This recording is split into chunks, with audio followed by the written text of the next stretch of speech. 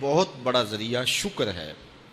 ارشاد فرمایا لَإِن شَكَرْتُمْ لَأَزِيدَنَّكُمْ، اگر تم شکر کرو گے وہ تمہیں اور زیادہ عطا کرے گا، اور اگر تم شکر نہیں کرو گے وَلَئِن كَفَرْتُمْ، کفران نعمت کرو گے، اِنَّ عَذَابِي لَشَدِيدٌ، تو پھر میرا عذاب بڑا سخت ہے۔ رزق کے اضافے کا ایک اور بہت بڑا سبب انفاق فی سبیل اللہ ہے۔ اللہ فرماتا ہے جو تم خرچ کرتے ہو تو جو چیز تم نے نکال دی اس کی جگہ اللہ تمہیں اور عطا کر دیتا ہے۔ بعض اوقات ہمارا یہ ہوتا ہے کہ کوئی آدمی مالی بحران میں آ گیا تو وہ کرتا کیا ہے کہ جو راہ خدا میں دینے کا کھاتا تھا پہلے اسے کلوز کرتا ہے، یہ فلاں مدرسے کو دیتے ہو یہ بھی بند کر دو، یہ مسجد کو دیتے ہو یہ بھی بند کر دو، یہ فلاں غریب کو دیتے ہو یہ بھی بند کرو، حالات ٹائٹ ہو گئے ہیں۔ لیکن 5 گاڑیاں ہیں تو 2 گاڑیوں پہ گزارا کر لیا جائے، پیٹرول بچے، یہ نہیں ہو سکتا۔ گھر کے لچھن وہی ہیں لیکن بند کہاں سے کیا؟ جہاں سے رزق آنا تھا۔ ہمیں تو یہ حکم دیا ہے جب رزق تنگ ہونے لگے صدقہ دے کے رب سے کاروبار کر لو، صدقے سے تمہارے رزق میں اضافہ ہوگا۔ یہ رب کا وعدہ ہے اور اللہ کے وعدے جھوٹے نہیں ہو سکتے۔ رزق کی برکت کا ایک اور بہت بڑا ذریعہ النکاح ہے۔ فرمایا اگر تم نکاح کرو گے، تم فقیر ہو وہ تمہیں غنی کر دے گا۔ لوگ کہتے ہیں بچہ پیروں پہ کھڑا ہو لے تو پھر نکاح کریں گے، اللہ کہتا ہے تم نکاح کرو ہم پیروں پہ کھڑا کر دیں گے۔ ہمارا فلسفہ اپنا ہے، اس کا حکم اپنا ہے۔ وہ کہتا ہے ابھی تو یہ اپنے لیے نہیں کماتا تو جو آئے گی اس کو کہاں سے کھلائے گا؟ میاں جس نے آنا ہے اس نے اپنا رزق لے کے آنا ہے۔ تو بچوں کی شادیاں کرو، اگر وہ جوان ہو گئے رزق نصیب ہوگا۔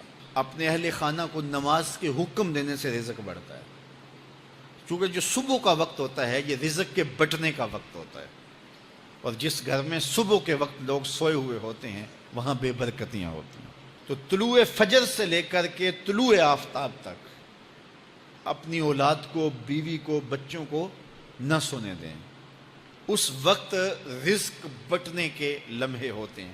کثیر دعائیں مانگیں، تلاوت کلام مجید پڑھیں، اور نماز فجر مرد حضرات مسجدوں میں جا کے باجماعت ادا کریں، اور گھروں میں جو ہے وہ بیٹیاں بہنیں مصلے بچھا لیں تو اللہ کی رحمتوں کا نزول ہوگا۔ اب ایک حدیث میں رزق کے اضافے کا ایک اور نسخہ ارشاد کیا گیا۔ میرے حضور نے فرمایا جو شخص یہ چاہتا ہے کہ اس کے رزق میں برکتیں ہو اور اس کی عمر میں اضافہ ہو تو وہ اپنے رشتہ داروں کے ساتھ سلوک اچھا کرے۔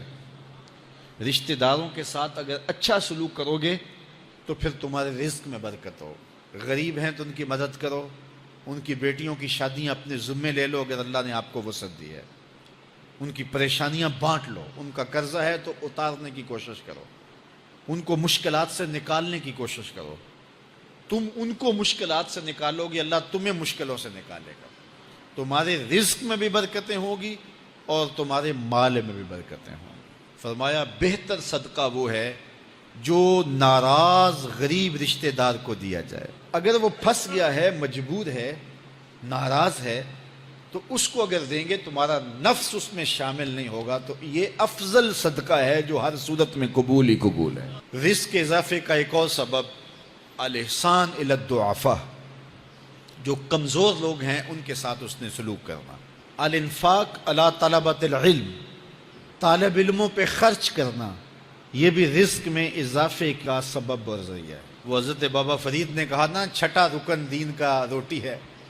گھر میں کچھ نہ ہو تو پھر نہ نماز اور نہ ہی دیگر امور کی لذت آتی ہے، تو یہ رزق فراواں اور وسیع اور مبارک نصیب کر دے اللہ۔